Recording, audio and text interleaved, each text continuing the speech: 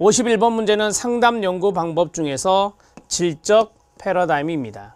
이 경향이 아닌 것은입니다.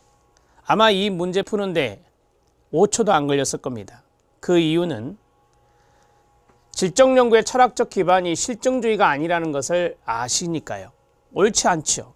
답은 1번이구나 이렇게 체킹하고 바로 넘어가셨을 것 같습니다. 실증주의는 양적 패러다임입니다. 실증주의는 양적 연구에서 지향하는 양적 패러다임이에요. 그러면 여기에 대비되는 게 있을 거 아닙니까? 그게 바로 해석주의입니다. 해석주의 또 내지는 구성주의 이런 것들이 바로 질적 패러다임이다. 이렇게 우리가 알고 있죠. 가장 기본적인 겁니다. 그래서 이 정도는 여러분들이 정리를 해 주셔야 된다. 객관적인 측면을 강조하는 것이 실증주의입니다. 이게 이제 객관주의와 연관성이 있고요. 그 다음에 해석주의라든지 구성주의는 주관주의와 연관성이 있습니다. 어떤 상대적인 인식론, 이거는 절대적인 인식론이라 하는데 거기까지는 놔두시고 여기는 주관주의에 입각한 것이고 여기는 객관주의에 입각한 것이다. 이 정도만 정리하시죠. 자, 질적 패러다임은요. 상담의 과정을 하겠죠. 그 다음에 이제 우리가 연구를 하는 거니까 연구 과정을 통합하려고 한다. 맞습니다. 우리가 질적 연구를 할 때 심층 면접 상담을 하잖아요. 면접을 합니다. 따라서 이것과 그 다음에 우리는 연구자니까 연구 과정을 통합하려고 하는 것이 바로 질적 패러다임의 경향이고요. 그 다음에 다양한 방법들을 통합하려고 합니다. 많이 들어보셨죠? 삼각 측정법 이런 것들이 여기에 들어갈 수 있는데요. 질적 연구 같은 경우는 삼각 측정법을 할 필요가 있습니다. 질적 연구는 삼각 측정법을 할 필요가 있는데 뒤에서 말씀드리겠지만 이 질적 연구의 진실성이라고 하는 것이 있어요. 그 질적 연구의 진실성 이러한 부분들을 확보하기 위해서는 바로 여러 가지의 방법들을 통합해서 하는 게 좋은데 그러한 방법들이 바로 삼각 측정법이 대표적인 사례가 될 수 있겠습니다. 자, 그 다음에 탐구 대상. 우리가 탐구 대상을 연구 참여자라고도 합니다. 관련된 모든 자료를 가치 있게 여기죠. 연구 대상자와 심층 면접을 했다, 관찰 자료가 있다. 상당히 이 모든 자료들이 바로 이 질적 연구 패러다임에서 가치 있는 자료로 인정받게 됩니다. 자, 그 다음에 상담 과정을 탐구하는 방법들이 상담학 내에서 자체 생산된다라고 했습니다. 우리가 이제 상담 과정을 탐구한다. 제가 과정에 동그라미 쳤는데요. 이 질적 패러다임은 결과가 중요한 게 아니라 바로 과정을 중요시합니다. 연구의 과정을 중요시하는 거예요. 그래서 이 상담 연구 방법이니까 상담 과정을 탐구하는 방법들이 있을 겁니다. 우리가 상담에 어떤 이론들이 있고 상담에 많은 이제 그 단계, 과정이 있잖아요. 그러한 것들을 탐구하는 그런 방법들이 상담학 내에서 자체적으로 생산이 되고 있고 그것이 또 질적 연구로 많이 이루어지고 있죠. 이렇게 이해하시면서 공부하시면 돼요. 이 나머지 지문들은 답은 1번입니다. 해설에 있는 내용을 잠깐 보시죠. 해설을 그냥 넘기지 않습니다. 저는. 자, 실력 따지기에 있는 질적 연구의 연구 전통이 있습니다. 여기에 보면 상당히 유명한 크로스웰이라는 분도 등장하고 있네요. 질적 연구의 연구 전통을 학자마다 다르게 분류하고 있는데요. 반 마넨 이분은 현상학 민속지적 연구, 사례 연구로 분류했고요. 메리암 교수님 유명하시죠. 메리암 교수님은 해석학적 연구, 현상학적 연구, 근거이론, 사례 연구, 문화기술지, 내러티브 탐구, 비판 연구, 포스트 모던 연구 7가지로 크로스웰은 내러티브 탐구, 현상학, 근거이론, 문화기술지, 사례 연구 이것을 질적 연구의 5가지 전통이라고 크로스웰은 이야기하고 있습니다. 김영천 교수님은 한국에서 질적 연구의 대표적인 학자분인데요. 시카고 사회학, 문화기술지, 현상학, 상징적 상호작용론, 민속방법론, 근거이론, 비판 문화기술지, 페미니스트 질적 연구, 생태학적 심리학, 포스트모더니즘의 10가지로 분류하고 있습니다. 여기에서 여러분들이 크로스웰 정도만 정리하시면 될 것 같아요. 내러티브 탐구, 일명 전기라고 하죠. 이야기. 그 다음에 현상학, 근거이론, 문화기술지, 사례연구, 케이스 스터디까지 정리하시면 될 것 같습니다. 52번 문제 들어갑니다. 52번 문제는 별표 치시고요. 분산성의 지표가 있습니다. 분산과 표준 편차가 있는데요. 여기에 특성을 설명한 것으로 옳지 않은 것은 입니다. 자, 1번부터 5번 지문까지 조금 이렇게 만만치 않습니다. 만만치 않은데 우리가 이 두 가지는 서로 관련성이 있다고 알고 있죠. 이 두 가지 다 이 자료들의 그 흩어진 정도를 우리가 알아볼 수 있다라고 합니다. 그래서 자료의 어떤 3포 정도, 자료의 3포성이랄까요? 퍼져 있는 정도를 알 수 있는 것이 이 두 가지입니다. 분산은 값이 큽니다. 제곱을 하기 때문에 값이 크거든요. 그래서 루트를 씌우면 이제 값이 좀 줄어들겠죠. 아무래도 제곱근을 달면 이게 바로 표준 편차가 된다. 자, 이거 하나 알아두시고요. 분산이 0이면 표준 편차도 0이 되겠네요. 그것은 다 평균의 지점에 다 똑같이 있다라고 하는 거예요. 편차가 없는 거죠. 그렇게 이해할 수 있는 것이고, 그 다음에 분산, 보통 우리가 분산을 이렇게 표시합니다. 이렇게 표시하는데 제곱의 평균, 이 제곱의 평균하고 그 다음에 평균의 제곱, 이것과 연관성이 있거든요. 그래서 이퀄 제곱의 평균은 우리가 보통 에버리지를 평균이라 하지만 평균값은 일종의 어떤 기대값이라고 말할 수 있거든요. 그래서 우리가 이것을 expectation이라고 해서 2를 씁니다. 그리고 x의 제곱, 제곱의 평균이죠. 이해되신가요? 네. 자, 그 다음에 우리가 평균을 이거라고 그랬잖아요. 이 평균의 제곱이 이렇게 됩니다.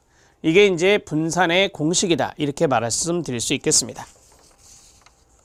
이것도 여러분들이 이제 아시면 좀 좋으니까 공식을 써드렸어요. 우리말로 써드리면 이것은 제곱의 평균이 됩니다. 제곱의 평균 마이너스 여기는 평균 제곱이다. 그게 바로 무엇이다? 분산이다. 이렇게 정리할 수 있습니다. 자, 두 가지에 대해서 말씀을 드렸는데요. 자, 여러분들 해설을 잠깐 봐주세요. 분산에 대해서 이야기하고 있는데 분산을 낼 때 값이 커진다라고 했었잖아요. 그것을 이야기하려고 합니다. 자, 문제 지문으로 먼저 들어가기 전에 여러분들의 해설지에 있는 실력 따지기를 먼저 보도록 하겠습니다. 실력 따지기에 보면은 분산의 다른 공식이 나와 있거든요. 그걸 하나 더 보려고 합니다. 분산은 관측값에서 이 관측값을 원점수라고 생각하시면 돼요. 그리고 거기에서 평균을 뺍니다.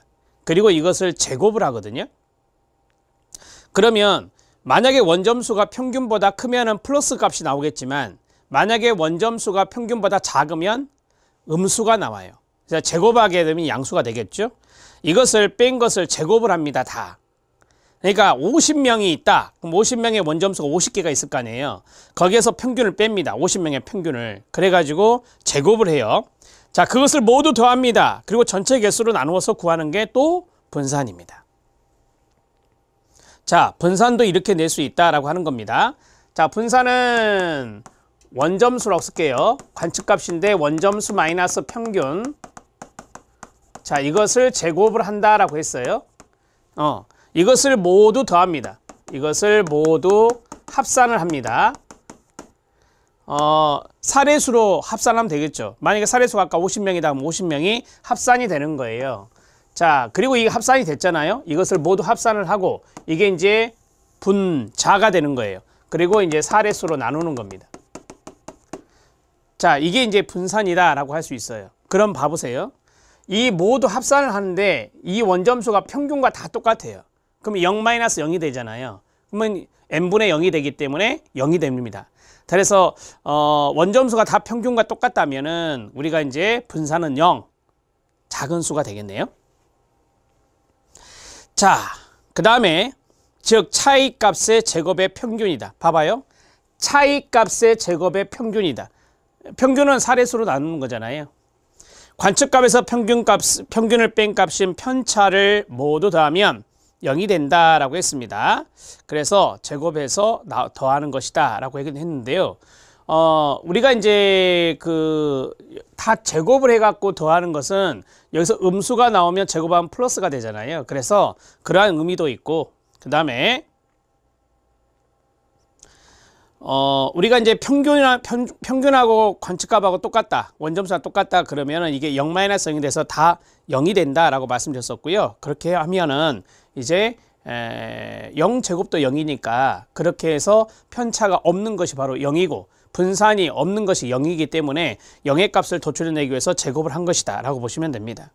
표준 편차는 여기서 말씀드렸잖아요. 표준 편차는 분산의 양의 제곱근이다 이렇게 말씀드렸습니다. 표준 편차는 자료의 삼포도 말씀드렸죠. 삼포성을 나타낸다. 이것을 나타낸 수치로 분산의 양의 제곱근으로 정의합니다. 표준 편차가 작다. 평균값에서 변량을 쉽게 말하면 원점수로 보시면 돼요. 변량들의 거리가 가깝다라고 했습니다. 자, 쉽게 말씀드릴게요. 평균이 여기 있다. 그러면 이 평균에서 점수들이 멀리 떨어져 있으면 안 돼요. 가깝게 있어야 편차가 적어서 이 표준 편차가 작아지게 되는 겁니다. 표준 편차는 분산을 제곱한 것이라 말씀드렸고요. 제곱에서 값이 부풀려진 분산을 제곱근에서 내면은 바로 이게 표준 편차가 된다. 이렇게 정리하시면 되겠습니다. 자, 기본기를 좀 했고요. 자, 여기서부터 보겠습니다. 편차가 제곱되면 불균등하게 커집니다. 그래서 분산은 평균치로부터 이탈에 민감하다. 자, 말씀드렸잖아요. 우리가 이제 편차가 나오는데 편차가 2다. 그럼 이걸 제곱하면 4가 되잖아요. 편차가 7이다. 이걸 제곱하면 49가 되잖아요. 그래서 불균등하게 커지게 된다. 자, 그리고 분산은 평균치로부터 이탈. 여기서 분산 이거였잖아요. 이게 평균치로부터 이탈. 이게 이제 원점수가 높거나 낮거나 그러면 평균점수 이탈 되겠죠. 그래서 이 분산은 평균치로부터 이탈에 상당히 민감하다. 이탈되면 분산은 커지니까. 자, 맞습니다. 자, 점수들의 분산성이 증가하잖아요. 그러면 통계적 분산도 어떻게 돼요? 당연히 증가하게 됩니다. 점수들의 분산성이란 건 뭐냐면 평균에서 점수들이 분산되었다 3포라겠어요. 그래서 멀리 떨어져 있잖아요. 그러면 통계적으로 분산값도 커지게 되죠. 당연한 거 아닙니까? 자, 만일 점수들 간에 아무런 분산성이 없다면 뭐가 돼요? 0이 되겠죠. 네. 아무런 분산성이 없다는 것은 평균에 다 똑같다라고 하는 거예요. 아무런 분산성이 없으니까. 그래서 분산도 0, 표준 편차도 0이 되는 겁니다. 어떤 조건 하에서 분산은 분할될 수 있고 분할된 부분들은 상이한 근원에 귀인될 수 있다라고 했습니다. 우리가 이제 평균값을 기준으로 하는데 평균값을 기준으로 하지 않고 다른 값을 기준으로 한다. 그게 바로 어떤 조건하 이 말이에요. 자, 그랬을 때는 이 분산이 분할될 수 있다라고 하는 거예요. 평균을 지점으로 했을 때는 이 분산이 3이었다. 그런데 다른 값, 평균값이 아닌 다른 값으로 지정해서 우리가 그걸 기준으로 본다면 예를 들어서 이 분산값이 다른 값을 가질 수 있잖아요. 자, 그게 바로 이제 분할될 수 있다라고 하는 것이고 그 분할된 부분들은 상이한 근원에 귀인될 수 있다. 분산값이 달라지기 때문에 상이한 근원에 귀인된다라고 이야기하는 것입니다. 이거는 이제 좀 이따가 5번 이야기할 때 말씀드릴 필요가 있는데요. 그때 한번 더 말씀드릴게요. 표준 편차를 구할 때 평균을 기준으로 하는 것은 우리가 표준 편차 할 때 평균 기준을 했잖아요. 자, 편차 제곱 합이 최대가 되기 때문이다 라고 했는데요. 자, 이게 최소가 돼야 돼요. 최소가 된다라고 하는 것입니다. 제가 앞에서 말씀드렸었잖아요. 편차를 제곱해서 하는 것은 이제 0값이 있기 때문에 0이 바로 이제 최소값이거든요. 그래서 최소가 되기 위해서는 평균을 기준으로 한다라고 하는 거예요. 평균을 기준으로. 자, 여러분들이 해설지에 보면 상당히 좋은 사례가 하나 있어요. 예를 들어 이거 있어요. 예를 들어 보면 1하고 3하고 5가 있어요. 1하고 3하고 평균이 얼마입니까? 3이죠. 3이에요. 그럼 이 3을 기준으로 하게 되면 이 녀석은 어떻게 돼요? 1-3. 1-3. 거기 보면 마이너스 2라고 써졌어요. 여기 마이너스 2구나. 그럼 여기는 뭐예요? 0이죠. 0이 되잖아요. 3-3이니까. 여기는 어떻게 돼요? 네. 5-3. 그래서 2가 되잖아요. 이렇게. 자, 이런 분포가 됩니다. 그러면 편차 제곱합을 해볼게요. 여기 편차 제곱합이라 했으니까 편차의 제곱합, 편차의 제곱합. 이건 0이 될 것이고 편차의 제곱합은 어떻게 돼요? 4. 여기 4. 플러스니까 8이 나오잖아요. 8. 이 평균을 3으로 했을 때 이 값이 가장 작은 거예요. 최소가 됩니다. 자, 그 다음에 어떤 예가 있죠? 5를 기준으로 했다 이거예요. 나는 평균을 기준으로 하지 않고 5를 기준으로 해봤다라고 하는 거예요. 5를 기준으로. 그러면 앞에 해보세요. 5를 기준으로 했을 때 1-5잖아요. 1-5면 마이너스 4. 여기는요. 3-5잖아요. 5가 기준이니까 3-5라면은 마이너스 2. 그죠? 그 다음에 여기는 5-5니까 0이 될 거 아니에요. 편차 제곱해봐요. 4, 4, 16. 그 다음에 2는 4. 어떻게 돼요? 20이 되잖아요. 평균을 했더니 8이고 이건 5를 기준으로 했더니 뭐예요? 20이 된 거예요. 그래서 표준 편차를 구할 때 평균을 기준으로 하는 것은 편차 제곱합이 최소가 되기 때문에 그래요. 최소가 되기 때문에. 그래서 우리가 평균을 기준으로 한다 이렇게 말할 수 있고요. 다시 4번을 읽으면 어떤 조건 하에서 분산은 분할될 수 있다. 그러니까 이것으로 하는 값하고 이것으로 하는 값하고 서로 달랐잖아요. 따라서 이것으로 하는 것, 이것으로 하는 것 어떤 조건이 주어지냐에 따라서 분산은 8이 될 수도 있고 20이 될 수도 있다라고 하는 거예요. 이걸 기준으로 하면 더 많이 분산되죠. 흩어졌잖아요. 그래서 이 분할된 부분들은 상이한 근원, 다른 지점, 다른 점수로 나오게 된다라고 하는 겁니다. 그래서 5번을 이해하면 4번도 이해가 되는 것이죠. 근데 5번이 잘못됐어요. 답은 5번입니다.